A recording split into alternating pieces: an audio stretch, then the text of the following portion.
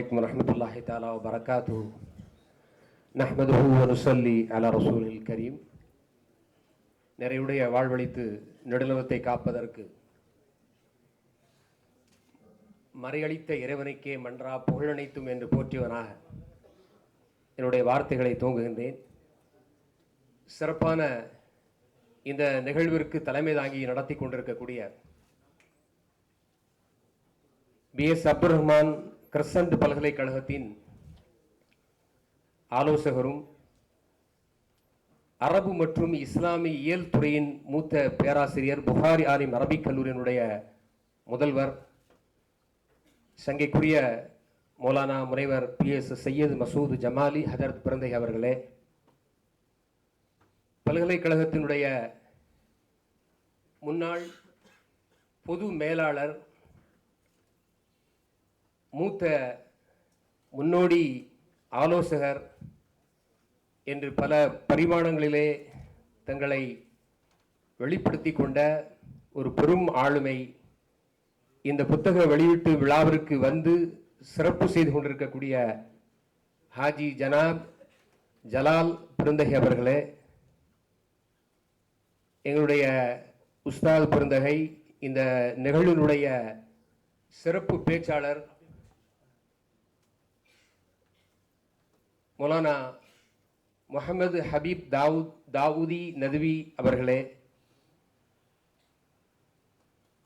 அரபு மற்றும் இஸ்லாமிய இயல் துறையின் கண்ணியத்திற்குரிய டீன் அவர்களே, எங்கள் கல்லூரியினுடைய மூத்த பேராசிரியர் யூசுப் ஹசரத் அவர்களே மற்றும் நம் துறையினுடைய பேராசிரியர் பெருமக்களே, பல்வேறு கல்லூரிகளிலிருந்து வருகின்ற கண்ணியத்திற்குரிய உலமா பெருமக்களே, அன்பிற்கினிய மாணவ செல்வங்களே, அல்லாஹுடைய மகத்தான கருணை, இஸ்லாமிய வாரிசுரிமை சட்டம் ஒரு நவீன கணக்கீடு என்ற தலைப்பிலே இதே அரங்கத்திலே 2023ஆம் வருடம் இந்த புத்தகம் அரபி மொழியிலே இங்கே வெளியிடப்பட்டது. அப்போது இந்த புத்தகம் குறித்து இங்கே வந்திருந்த பல அறிஞர் பெருமக்களும் பல்வேறு செய்திகளை இங்கே நம்முன் உரையாடியது நம்முடைய மனதிலே நிற்கும். மேன்மைக்குரியவர்களே, பொதுவாகவே அரபு மொழியும் அரபிகளும் இந்த உலகத்திற்கு கொடுத்த கொடைகளிலே இந்த வாரிசுரிமை சட்டம் ஒரு பெரும் கொடை. இது ஒரு இஸ்லாமிய இயல் சார்ந்தது என்பதை தாண்டி கணிதவியலிலே ஒரு எண்ணியல் துறை சார்ந்த ஒரு முக்கியமான கலை என்று சொன்னால் அது மிகையாகாது. இன்றைக்கு சர்வதேச அரபு தினம், உலகம் முழுவதும் பல்வேறு பல்கலைக்கழகங்களில் இந்த தினத்தை இன்றைக்கு கொண்டாடி கொண்டிருக்கிறார்கள். அபு அம்ருபுல் அலா என்ற ஒரு அறிஞர் சொல்வார், மா இன்தஹா இலைக்கும் மிம்மா காலத்தில் அரபு இல்லா கல்லா. அரபிகளிடமிருந்து வந்த கலைகளிலே நம்மிடத்தில் சேர்ந்தவைகள் மிக குறைவுதான். அந்த குறைவே நாம் கற்றுக்கொள்ள முடியாத அளவிற்கு அடர்த்தியும் ஆழமும் நிறைந்ததாக இருக்கிறது.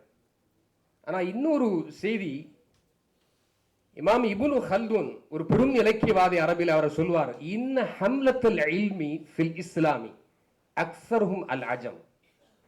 பொன்னெழுத்துக்களால் பொறிக்கத்தக்க வாசகம்.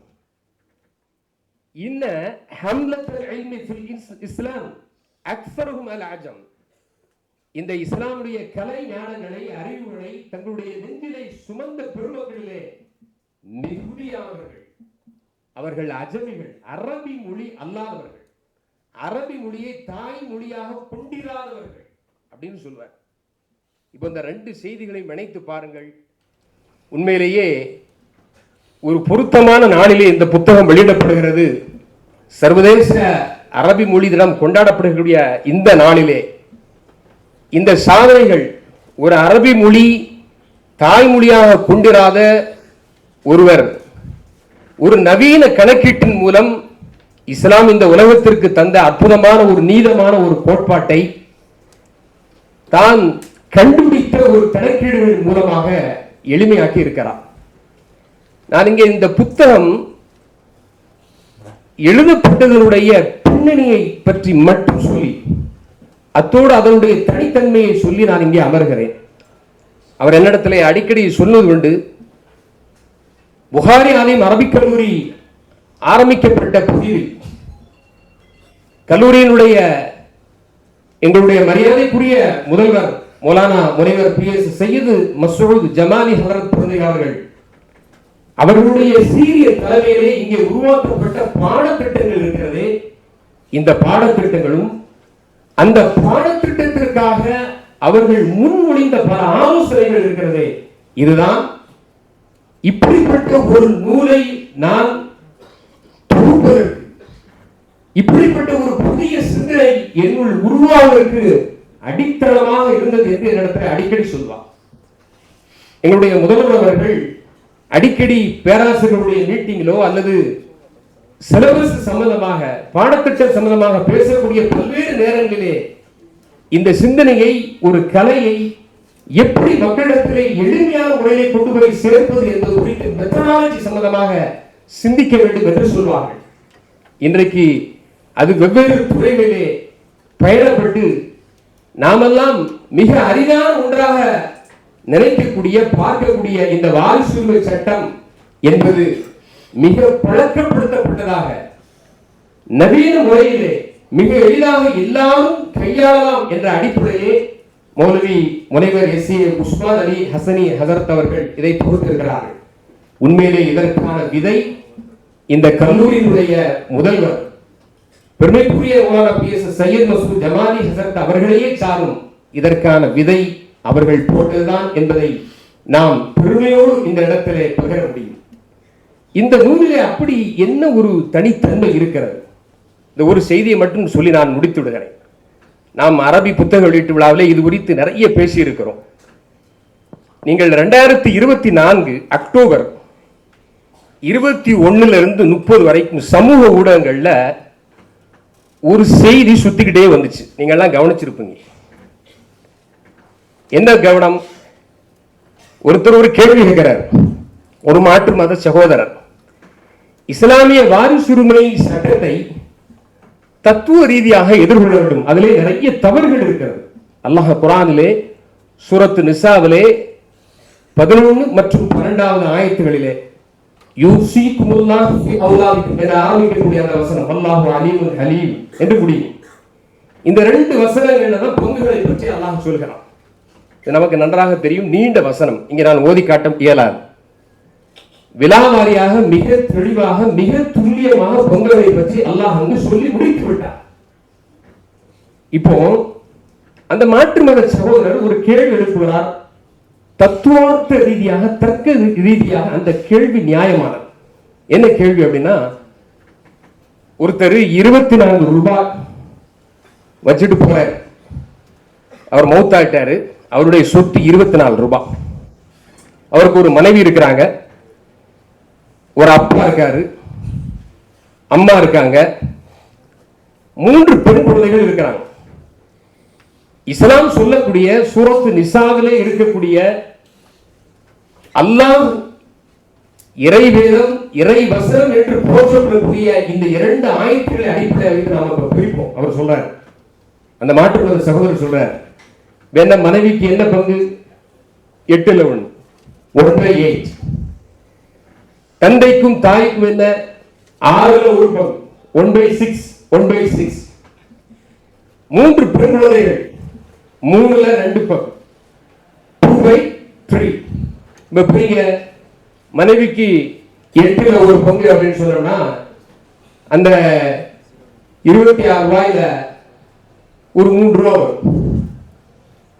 அப்பாவுக்கு அம்மாவுக்கும் 4 ரூபாய் வரும். அப்ப 8 + 3 11 ரூபாய். இந்த பக்கம் நாம பெண்களுக்கு 3 பெண் குழந்தைகளுக்கு என்பது அவர்களுக்கு ஒரு 16 ரூபாய் வரும். நான் சுருக்கமாக சொல்கிறேன், இதை விரிவாக சொல்றேன். எல்லாம் நீங்க சேர்த்து பார்த்தீங்கன்னு சொன்னோம்னா அந்த 24 கேரி ஆகாது, 27 ஒரு கூட்டுத்தொகை. 16 + 11 27 கூட்டுத்தொகை வரும். அவர் சொல்றாரு, அல்லாஹ் குர்ஆன்ல சொல்லி இருக்கிறதாக முஸ்லிம்கள் சொல்லக்கூடிய இந்த வாரிசுரிமை சட்டத்தின் அடிப்படையில் இந்த பொது பங்கீடுகள் மரபு சார்ந்த கணக்கீடு முறைகளுக்கு எதிராக. ரொம்ப அற்புதமான வார்த்தை. சும்மா சாதாரணமாக கடந்து போய்விட முடியாது. எனக்கு சரியாக அந்த அக்டோபர் மாதம் 26ஆம் தேதி நான் அந்த செய்தியை பார்த்த உடனே நம்முடைய கல்லூரியில் அந்த துறை சார்ந்த பேராசிரியர் கொண்டு போயிட்டேன். அவருடைய கவனத்திற்கு நான் கொண்டு சென்றேன் இந்த கணக்கை. அன்றையிலிருந்து ஆரம்பித்து ஒரு வாரம் வாட்ஸ்அப், பேஸ்புக் போன்ற சமூக ஊடகங்கள்ல மிக வைரலாக இந்த கேள்வி பரவுச்சு. என்ன ஆபத்துன்னு சொன்னா, அந்த கேள்விக்கு கீழே முஸ்லீம்களே யூ ஆர் கரெக்ட் அப்படின்னு சொல்லி கமெண்ட் பண்ணியிருந்தாங்க. நான் பார்த்து இன்னும் நான் ஸ்கிரீன்ஷாட் வச்சிருக்கேன், என்னுடைய மொபைல்ல இருக்கு. யூ ஆர் கரெக்ட், நீங்க சொல்றது கரெக்ட் தான். ஒரு மனைவி, ஒரு தாய், தந்தை, 3 பெண் குழந்தைகள் இருக்கக்கூடிய ஒரு குடும்பத்திலே ஒருவர் விட்டு செல்கிற 24 ரூபாய் பணத்தை மிக சரியாக நீளமான முறையிலே பங்கு பிரிக்க இயலவில்லை. எனவே தர்க்க ரீதியாக, தத்துவார்த்த ரீதியாக அல்லாஹ் சொல்லுகின்ற இந்த பங்கு தவறானது என்று அடித்து சொல்கிறார். அந்த கேள்வி ரொம்ப நியாயமான கேள்வி. ஆனா ஒன்றும் இல்லை, நான் சொன்ன ஒரு அரை மணி நேரம் நான் மதியம் சாப்பிடுவதற்கு முன்னால் அவரிடத்துல சொல்லிட்டு போனேன், இதை நீங்க சால்வ் பண்ணணும் அப்படின்னு சொல்லி.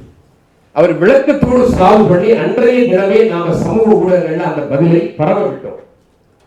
சமூக ஊடகங்கள்ல அன்றைக்கு தொடங்கி ஒரு 4 நாட்களாக உஸ்மான் மௌலானாவுடைய அந்த பதில் வெளியே வந்துச்சு. அவருடைய கைப்பட எழுதி அதை போட்டோ எடுத்து ஷேர் பண்ணோம். என்ன செய்ய அவர் அழகா சொல்லிட்டாரு, ஒண்ணுமில்ல, கணித முறைகளை மிக எளிதாக விளங்குவதற்கு நம்ம சின்ன வயசுல நம்ம சொல்றோம். இப்ப நீங்க கிரசன்ட் பல்கலைக்கழகத்தில் நமக்கு கேட் 1 கேட் 2 எக்ஸாமினேஷன் இருக்கு. 50 மார்க்கு நடத்தும். நம்ம பதிவு செய்யும் போது 100 மார்க்குக்கு அதை பதிவு செய்யறோம், என்ட்ரி பண்றோம். இப்போ 100 + 100 2 கேட்டு 200 மார்க். ஆனா கடைசி செமஸ்டருக்கு அதை 50 மார்க்காக என்ன செய்யறோம், கன்வர்ஷன் பண்றோம். அதுல இருந்து தான் உங்களுக்கு எல்லாம் மதிப்பெண்கள் வருகிறது. இதெல்லாம் கணிதத்தில் பரவலாக பயன்படுத்தக்கூடிய ஒரு கன்வர்ஷன் மெத்தட். இந்த கன்வர்ஷன் மெத்தடை புரிந்து கொண்டால் இந்த கேள்வியை நியாயமற்றது என்று முதல்ல ஒரு போடு போட்டார். இந்த கேள்வியை அர்த்தம் பண்றது, நீங்கள் சொல்லலாம் அது தத்துவார்த்த ரீதியான கேள்வி, தர்க்க ரீதியான கேள்வி, அப்படியெல்லாம் சொல்லலாம். ஆனா அப்படியெல்லாம் ஒரு பெரிய கேள்வி இல்லை. இது அடிப்படையற்ற ஆதாரமற்ற ஒரு கேள்வி, கணக்கில புத்தி இல்லாதவன் எழுப்பக்கூடிய ஒரு கேள்வி அப்படின்னு சொன்னார். சொல்லிட்டு அவர் அழகா போட்டார். அவர் ஒரு ஃபார்முலா யூஸ் பண்றது இல்லை. இந்த புத்தகத்தில் நீங்க சதவிகித முறை மிக எளிமையாக இருக்கு. தானா வகுத்தல் முறையிலே, மீச்சீமா முறையிலே, மீச்சீர் பொது மடங்கு எல்சிய முறையிலே நீங்கள் பயன்படுத்துவதை விட நான் கிட்டத்தட்ட 175 கணக்குகள் போட்டு பார்த்தேன். நானாக தனியாக போட்டு பார்த்திருக்கேன். டேலியாவதா எங்கேயாவது அவரை நம்ம தப்பு கண்டுபிடிக்கிறோன்னு கங்கணம் கட்டி பார்த்தேன். ஆனா முடியல. ஒரே ஒரு இடத்துல ஒரு சின்ன மிஸ்டேக் இருந்துச்சு. நான் ஆரம்பத்தில் அதை சொன்னேன். ஒரு சின்ன அது டைப்பிங் மிஸ்டேக்ஸாக இருந்துச்சு. அது திருத்தப்பட்டு விட்டது. இதை தவிர எல்லா கணக்குகளும் மிக துல்லியமாக அங்கே விடை காணப்பட்டிருக்கிறார். அவர் சொன்னார், ஒரே ஒரு நிகர சொத்து மதிப்பு ஈக்குவல், நிகர சொத்து மதிப்பு ஈக்குவல் ஒவ்வொரு பங்குதாரருடைய சதவிகித மதிப்பு.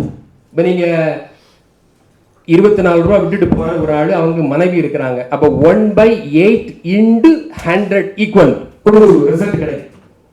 1/8 × 100 ஒரு ரிசல்ட் கிடைக்குமா? இது பெர்சன்டேஜ் ரிசல்ட். இந்த பெர்சன்டேஜ் இப்படி யாருக்கு? அப்பாவுக்கு 1/6 × 100 ஈக்குவல், தாய்க்கு 1/6 × 100, அதுக்கு 3 மகன்களுக்கு 2/3 × 100. இதத்தான் முதல்ல போற நிகர சொத்து மதிப்பு 24 ரூபாய் ஈக்குவல் ஒவ்வொரு பங்குதாரரும் பெறக்கூடிய சதவிகித மதிப்பு பை அனைத்து பங்குதாரரும் பெறக்கூடிய சதவிகித மதிப்பின் மொத்த கூட்டுத்தொகை.